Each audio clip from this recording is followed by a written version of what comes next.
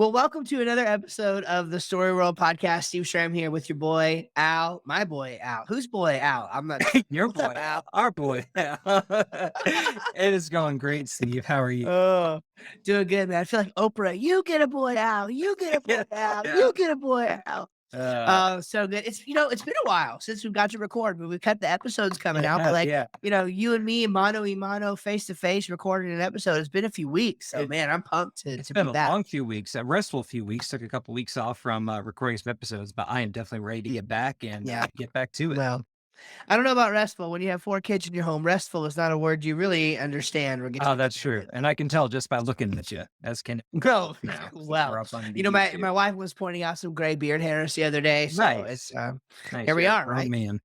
Getting old. So anyway, well, we have the first of a three. I think it's going to be a Three. three-part series Harder. for you, talking about plot-driven stories and then character-driven stories, and then going to talk about some of the practical application of those, etc. So we're starting out today talking about plot-driven stories, and I think me and Alex are both going to have our fair share of thoughts from different perspectives on this. But I'm particularly excited to see what Alex has to say about this because this is really I think this language is drawn from the world of fiction writing, and that's his domain. So super pumped for this. Yeah, and so yeah, the idea it really is coming from kind of the fictional side of things as far as telling a fictional story. Of course, I know that Steve will have application up the wazoo on the marketing business side that he always Mm. brings it. So I think hopefully we'll have a Worlds Collide session coming up. But Yeah, yes, and if I don't know of anything, I can just pull it out of my butt and make it up exactly,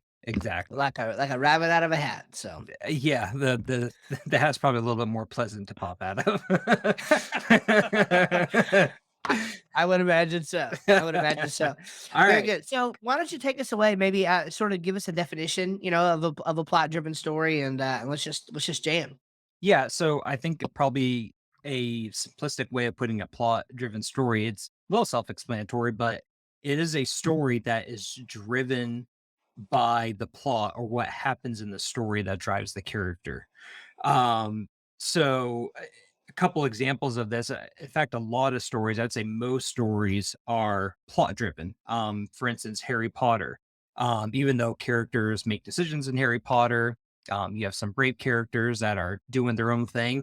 It is largely plot driven. You have Voldemort coming to power, and so everyone is basing their decisions based on that fact. If Voldemort was not there, Harry, everyone else would just be going through Hogwarts and school, and everything would be fine. But because of an external force that is acting upon them, they are being driven to either survive or fight, or they must go into action because of this external force. And so that's what kind of plot driven is. Another example is Lord of the Rings.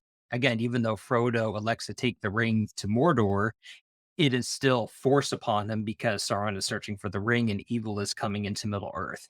And so that's kind of what a plot driven story or setting is to drive a story. Yeah, yeah.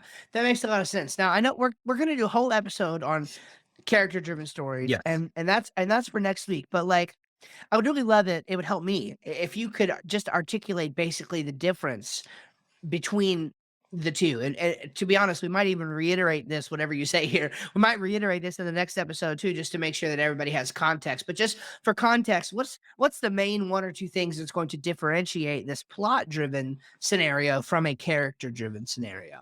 Yeah, no, good question. Yeah, we'll cover it too in the next episode, but just for comparison, um, plot driven does not mean that characters cannot make their own decisions, of course, but the main difference is, say, in a character driven movie or story. Again, I actually can't really think of an example off the top of my head. I know that there are out there, but it is a story based on the character initially making the decisions and forcing the story to happen. So let's say it is an individual who is at his job, is an office worker, and then decides, you know what, like I want to take some risk in life. I'm going to go to the police academy and become a police officer. And then he goes there, and it's about his story through that.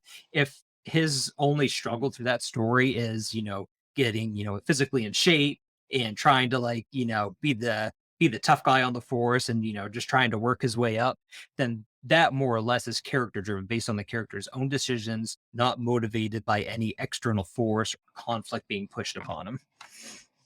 So this is great. I have a couple questions to be honest.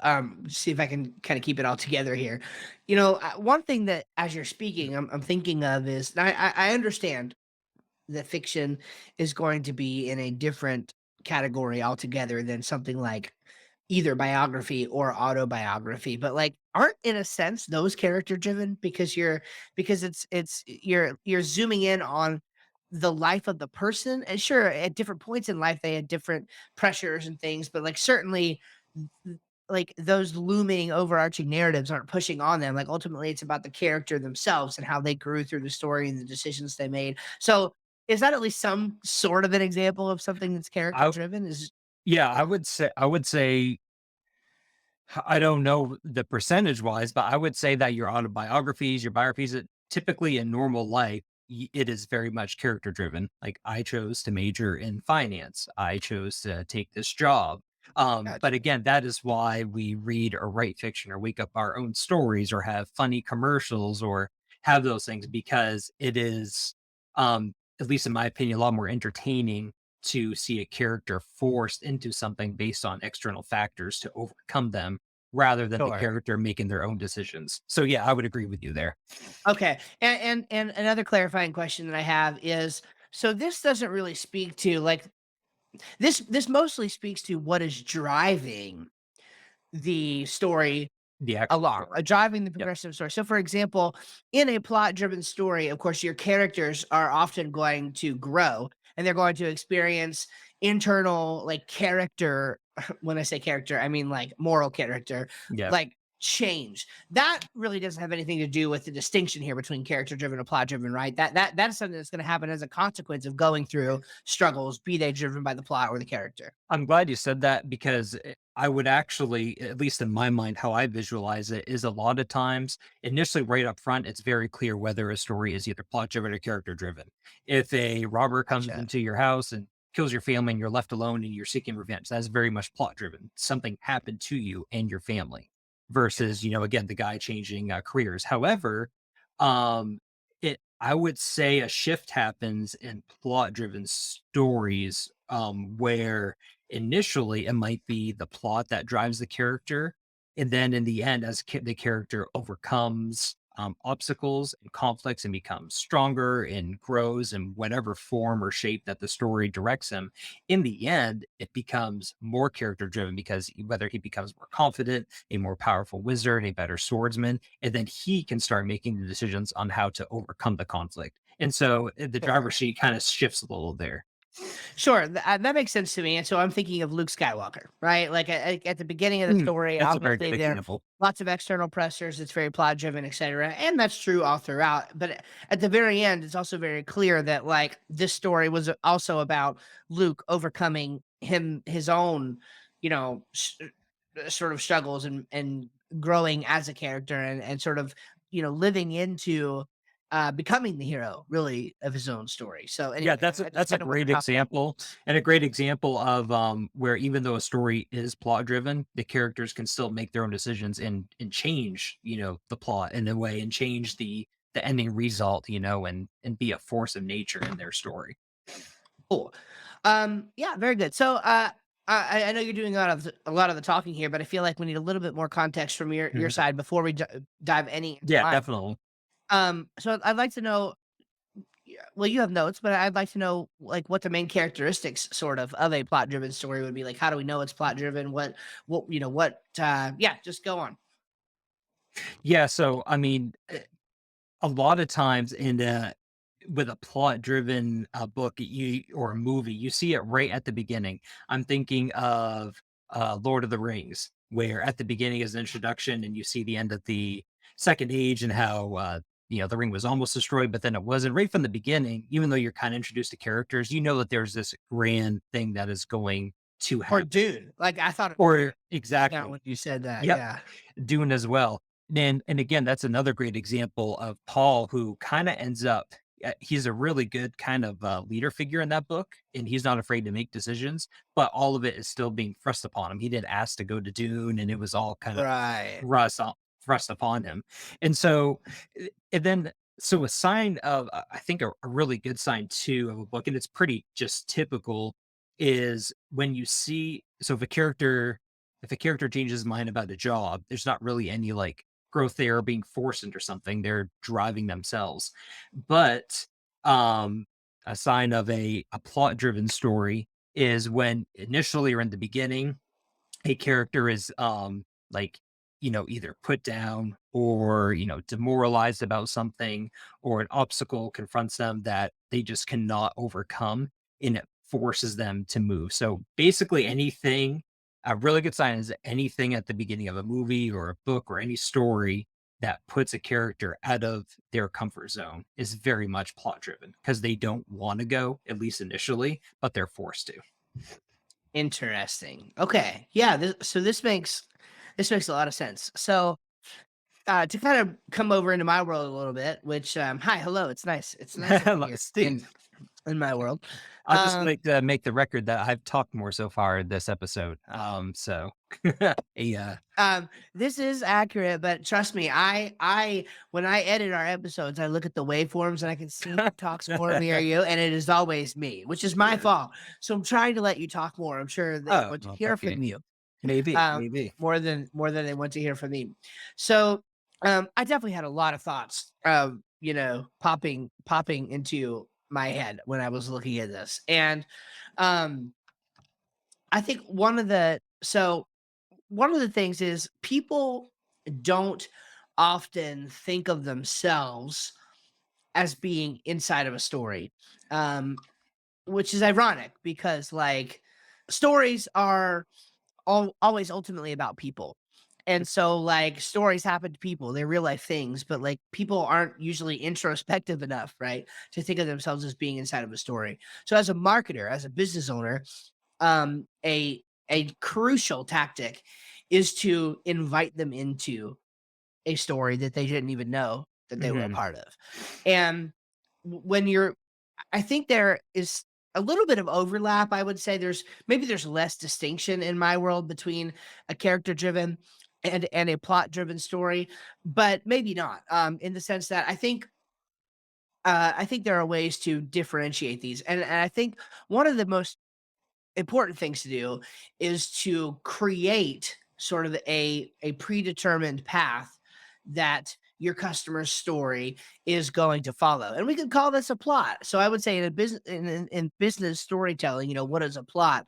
Well, a plot is a predetermined path that the story is going to follow. I think you would agree in fiction, when we talk about plotting, that's the idea, right? It's like you're sort of going into it, and I know we were actually talking about this a minute ago before we turned the recorder on here, but there's a difference in how different people write. Like some people write with the plot and the synopsis and the characters and everything, like they're plotters, and then they call the slang for the people who just write by the seat of their pants is the pantsters, right? So you got the plotters and the pantsters, and so it's really interesting that when you're inviting people into a relationship with you business wise, you really need to think ahead of the journey that you want them to go down and figure out how you fit into the customer's journey, how you fit into their story, and how they see themselves in the story. So I guess what I'm suggesting here is that plot can really be thought of as a customer journey. Okay, something that you invite the customer into, and they begin to take part. Now, Does that relate to like putting a customer like a vision in their mind of a essentially a story that you want them to take? Because obviously the ultimate goal is a call to action, and so I that's guess right. that could be the external force kind of pushing them to take that leap.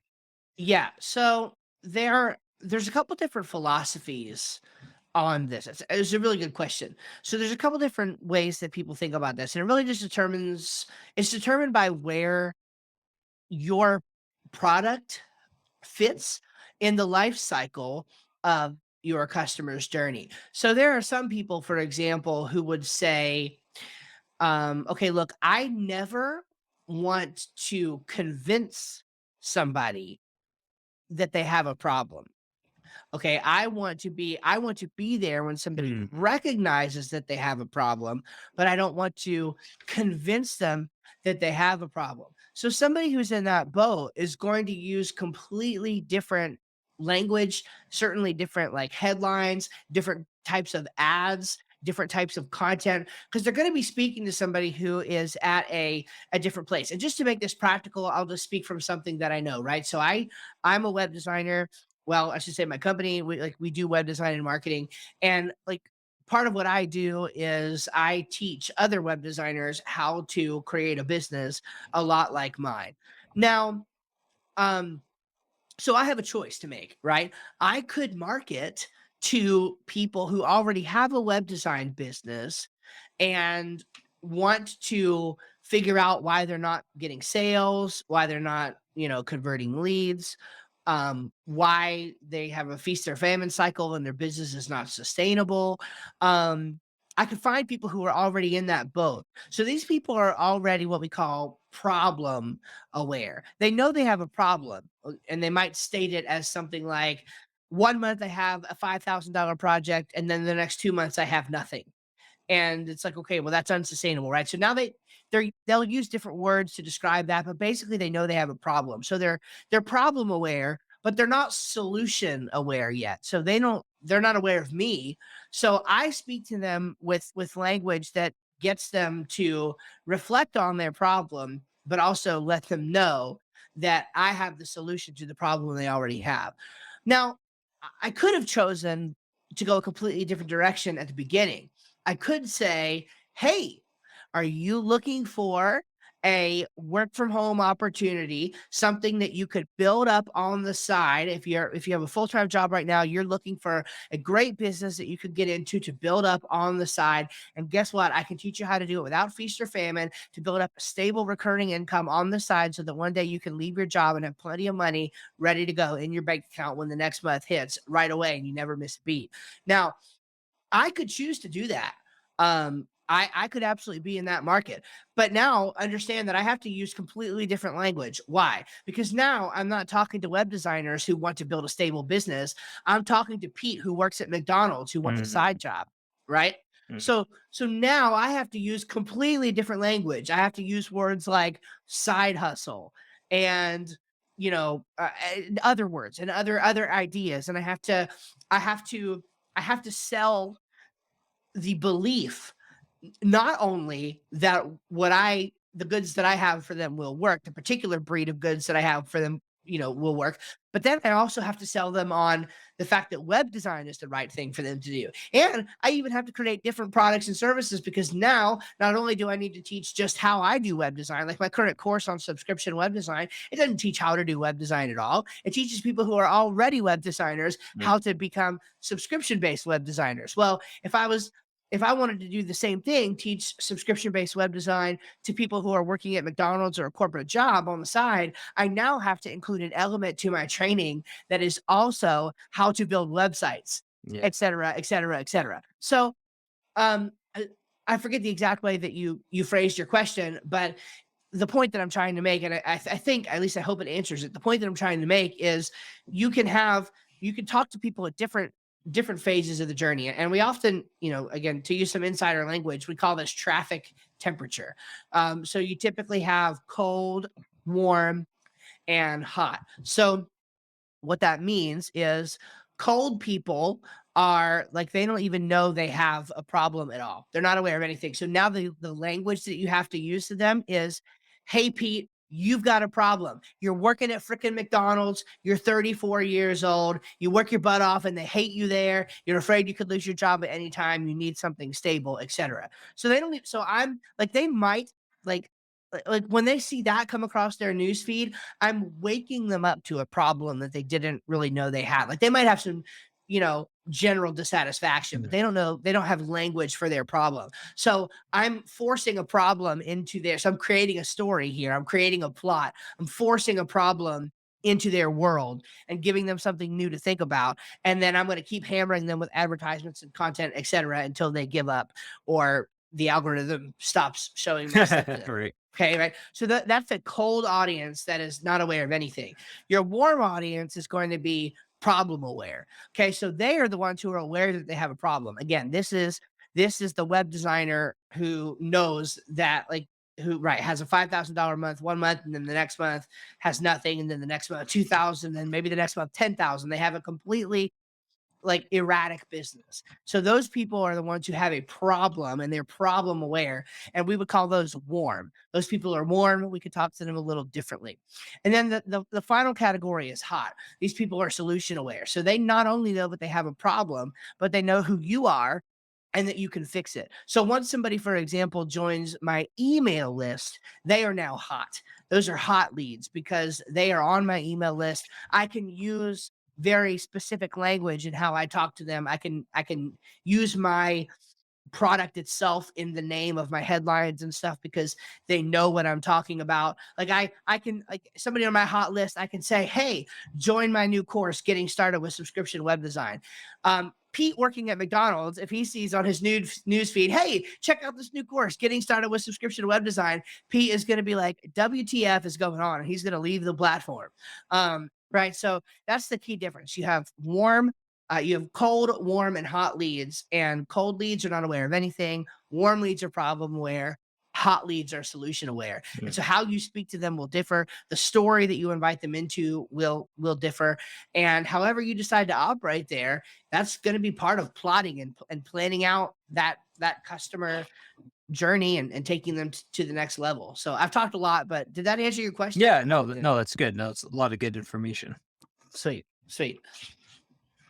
Um, yeah, I think I pretty much hit all the kind of the key points I want to. I just kind of wanted to reiterate, at least from my perspective, that I know I've read some places too where either like story driven means that the book's focus is on the plot rather than the characters. I don't think that's true. I think a book definitely should focus on Mm, characters, but that doesn't necessarily mean that it is character driven.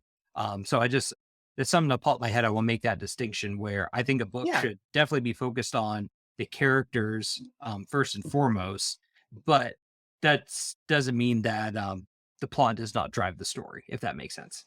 Yeah, yeah. No, I Okay, get it's that. just something that popped in my mind, and again, some people think that, but I kind of disagree with that line of thinking.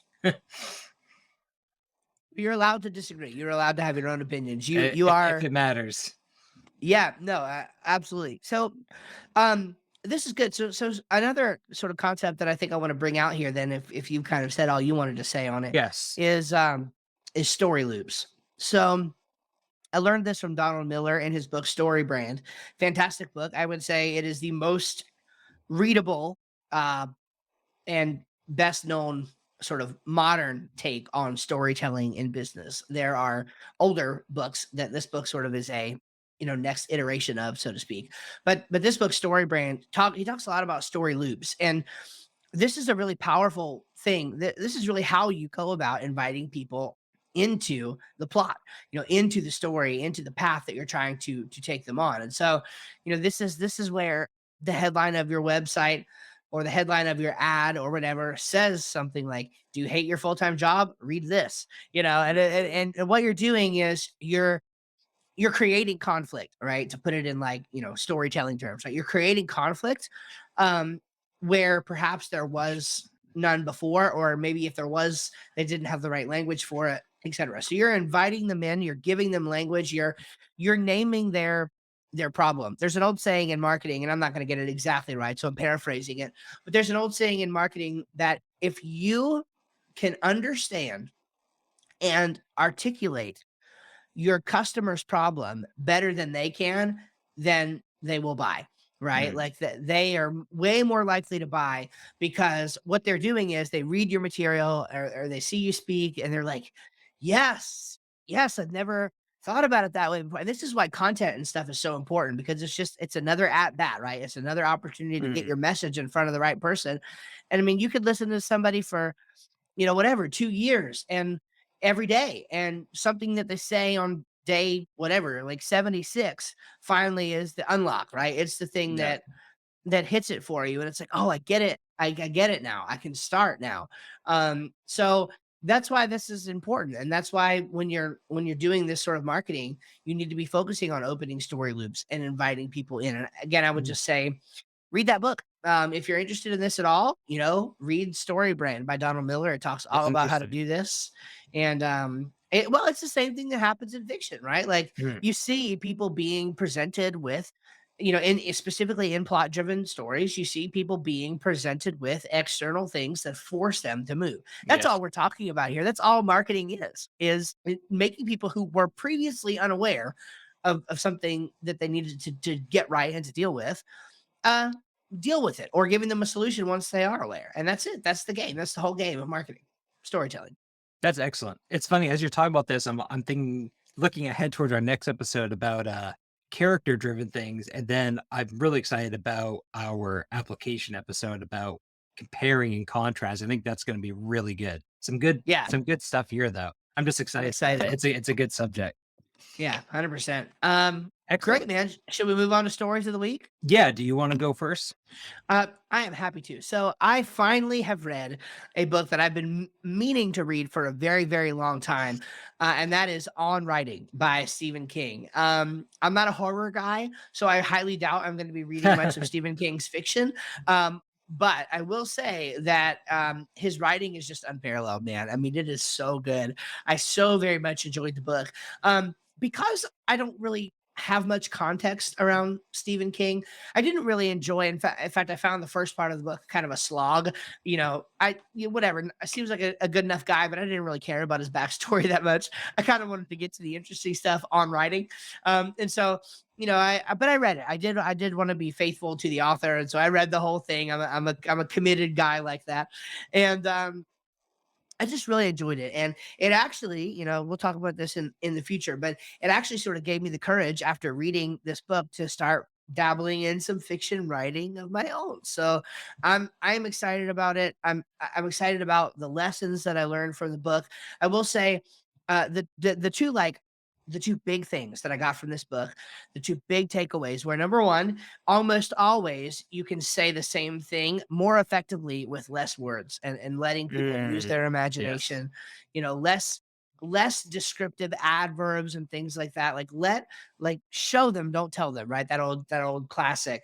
And then the other big one was super helpful for me in just getting started was that um it's while this is not, you know, something crazy like, you know, church or becoming, the president of the United States or something like that. It's also not, washing the car or cleaning the house. It's writing, and it's like it needs to be taken seriously. Mhm. And it's also not like terribly hard. And what he said is, look, it's very unlikely that a good writer is going to become a great writer. Like that happens in very rare situations.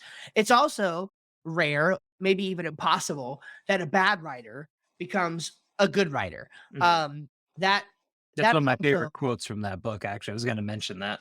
Okay, yeah. So it's very unlikely. But he says, and this gave me hope and courage. He said, what is very, very possible is that as a result of reading this book and even other writing classes and things like that, he said it's very, very possible that a competent writer Mhm. can become a good writer. Yeah. And that gave me hope because I don't think I really try to be humble, but I am a good writer. I'm not bad. I have my issues. We all do, but I'm a pretty good writer, and I've proven that. And so I'm like, oh, this really gives me hope that I can go from competent to good, even in something like fiction. And I love how I've always been kind of scared, ironically, by the idea of plotting, like we're talking about here. Now, I don't mind that in business and marketing. I feel like I'm good at it there. But like with fiction, I'm like, I don't get it. Can I just put some headphones on and write and like see what happens and watch the characters unfold? And that's exactly what he gives you permission to do in the book. He's like, just sit down, shut the door, turn the music up, and just start writing and just let it happen and just Mhm. go from there, mold the story. Like let oh, the analogy that he used was brilliant. He used and also apropos because I just finished reading Jurassic Park, but he used the analogy of a paleontologist, right? Starting to brush off and find a little bone, and then it's like you brush off some more and you find another part of the bone, and then eventually you've got the whole thing, and you dusted off the different parts, and you like this entire thing, this story becomes unearthed one little bit at a time. And that honestly just gave me so much hope and courage to just dive in. And I've got almost 800 words of my first work of fiction written as a result. So I'm super excited about it. When you read that book, at the end of it, you're like, I'm gonna be a great writer. Like, I know it's gonna Yes. happen. Yes. It really. Really And do. and what I find interesting about that is I sort of think he goes out of his way in the book to like for you to not get that reaction. Like, you know what I'm saying? I Like I think feel so. like I think so. he really He's wants brutally honest. he is brutally honest. He really wants you to take this seriously. And Mhm. this might feel weird, but I kind of feel like that's intentional in the sense of, well, it's obviously intentional because he's a masterful writer, and so Oh, he's it's like so good. if he says it, he says it for a reason. But like, I kind of think it's almost meant to discourage the bad writers who are reading it from like even getting started. But like, I Mm. guess people know, right? Like you know if you're a good writer or not. Like that's or a competent writer. Or at least a That competent. You should yeah, know if you you are a know if competent you're a writer. competent Yeah. writer or if you are not a competent writer. It is very easy to tell the difference, and most people, I would think, are self-aware enough to understand that difference. And so, I think it's really meant to give the competent writers like me the hope that, like, oh my gosh, I'm going to become a best-selling freaking, fiction author one day, and to discourage the bad writers from honestly even trying. So I don't know. I don't want to speak more highly of myself than I ought to. And I don't mean that at all. But you're the one who said it. Like he really does, after reading that book, make you think that you could be a good writer. And so It's I just it's can't a help it. it's a great book, and I know people who have read it who aren't writers, they don't care to write, but they love the book. So I very Yeah. highly recommend it along with Steve. And I Yeah. he even though this isn't his fiction book, it's a book on writing, he is just a master of putting words together. And one thing that I was thinking of that maybe it's because I listened to it through Audible, so I heard him talking to it, but he writes how he would talk. So it's almost like a very eloquent speaker has like written this book, and obviously he has. I hope I'm communicating that. It's Yeah. almost like every time he writes something, it's not like in a written language, it's in like a spoken language. And he's just so good at his craft. And I'm kind of with Steve. I do like horror, but I just don't care for his books, but I love this book. And but anyway, yeah, So so good. right along with Steve, recommend it.